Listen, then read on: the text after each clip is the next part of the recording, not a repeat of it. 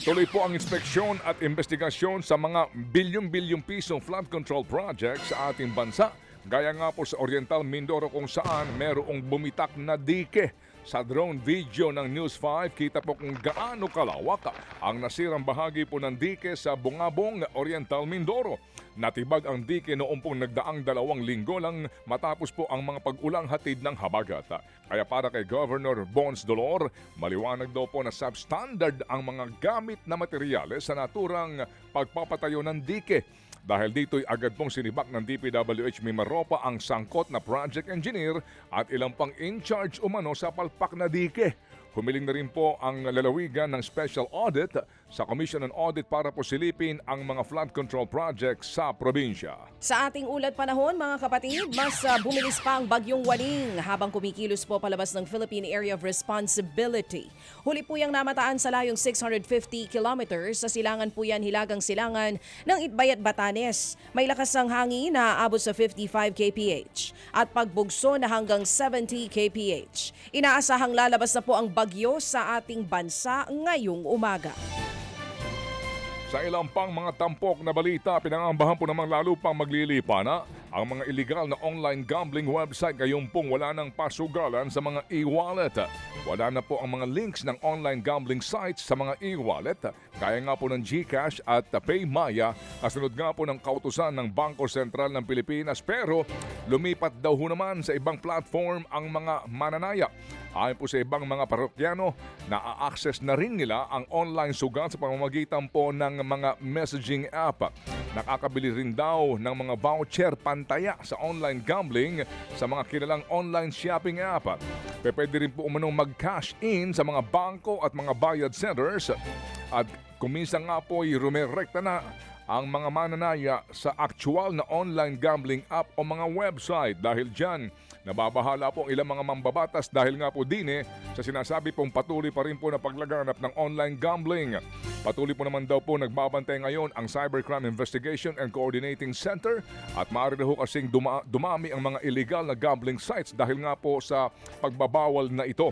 Gaya po ng mga scam na website kung saan po sa halip na manalo ay ikaw pa ang mananakawan. Samantala, inamin po ni Attorney Harry Roque na higit pa sa isyu ng humba ang gusot ng isang... Laking balita niyan, Oo nga, ito nga'y nabasa Dahil sa ko nga. humba. Hindi daw humba ang kanilang pinag-awayan. Di ba yun yung parang adobo na may beans? Bakit ba, ano bang meron sa humba? O ito na nga Ano po, ba yan? Ang nag-viral tatakay kasi nyo. kamakailan ang komprontasyon ng isang content creator at isang babae sa The Hague, Netherlands. Ang pinag-ugatan ng away, ang handa daw sa party na humba. Nagalit daw palang babae dahil sa shared post ng Duterte supporter at kaibigan ng content creator na naghanda.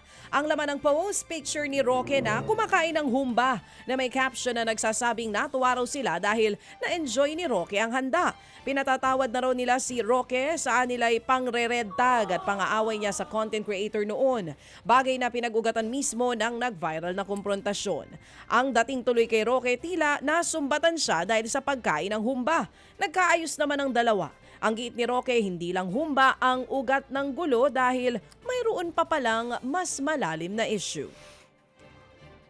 Kasi yung grupo ni Alvin at saka itong tao na kaibigan nga niya na nanumbat, ever since ayaw nila sa DDS, ayaw nila sa maisog. So ako naman bilang dating gabinete ni Tatay Digong, ang nais ko magkaisa sila. So nag-schedule pa ako ng kumbaga peace dinner. Ako pa nagluto, pagod na pagod ako. Yan nga po ang tinig ni Attorney Harry Roque. Siya pala daw ang nagluto at pagod siya. Mahirap naman yung ganun, luto ka Daming nga problema ng luto. bayan, ano? Samantala po naman, nagkainitan po din sa Senado. Inalmahan po ni Senate Minority Leader Tito Soto ang naging hatian sa mga magiging miyembro nga ng makapangyarihang Commission on Appointments o CA. Ayon kasi kay Majority Leader Joel Villanueva, 10 majority at 2 minorya lamang ang magiging miyembro po ng CA. Sila po ang may kakayahang magkumpirma o mag-reject nga ng sino man pong itinalaga ng Pangulo. Pero giit ng leader ng minorya, paanong nakwenta ang hatiang 10-2?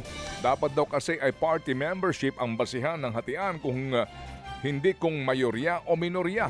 Pero nanindigan muli si Villanueva na walang mali sa kanyang komputasyon.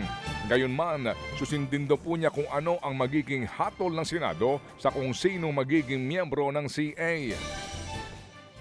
We were expecting, the simple respect to the members of the minority na kinakausap naman kami. Hindi kami salimpusa dito. We can make this easy for you and we can make it also difficult for you.